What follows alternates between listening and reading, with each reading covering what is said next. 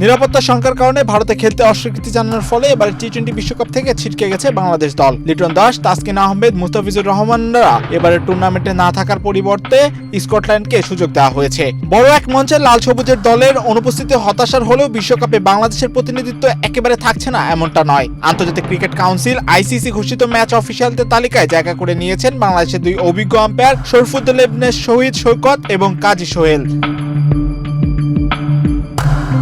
শুক্রবার এক সংবাদ বিজ্ঞপ্তির মাধ্যমে আইসিসি আসন্ন টি-20 বিশ্বকাপের ম্যাচ রেফারি ও আম্পায়ারদের তালিকা প্রকাশ করে। সেখানে নিশ্চিত হয় এই দুই বাংলাদেশি আম্পায়ার এবারে থাকছে টি-20 বিশ্বকাপে।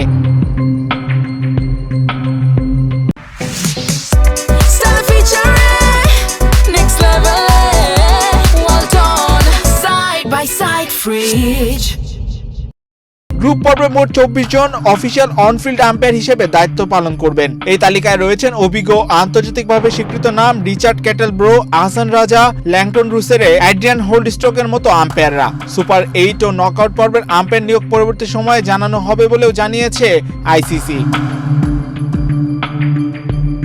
শরীফুদ্দৌলা ইবনে সৈকত ও কাজী সোহেল দুজনেই দীর্ঘদিন ধরে আন্তর্জাতিক ক্রিকেটে বাংলাদেশকে প্রতিনিধিত্ব করে আসছেন। গুরুত্বপূর্ণ ম্যাচ পরিচালনায় তাদের অভিজ্ঞতা ও নিরপেক্ষতার সুনাম রয়েছে বিশ্বজুড়ে। দল মাঠে না থাকলেও ম্যাচ অফিশিয়াল হিসেবে বাংলাদেশের পতাকা বিশ্বকাপে উঠবে, এটাই দেশের ক্রিকেটের জন্য এক ধরনের স্বস্তির বার্তা।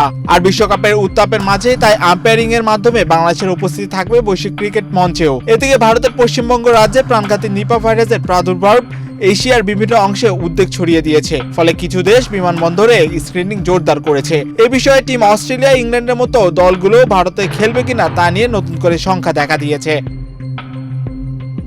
এম মাহিউজ্জামান, বাংলাদেশ প্রতিদিন।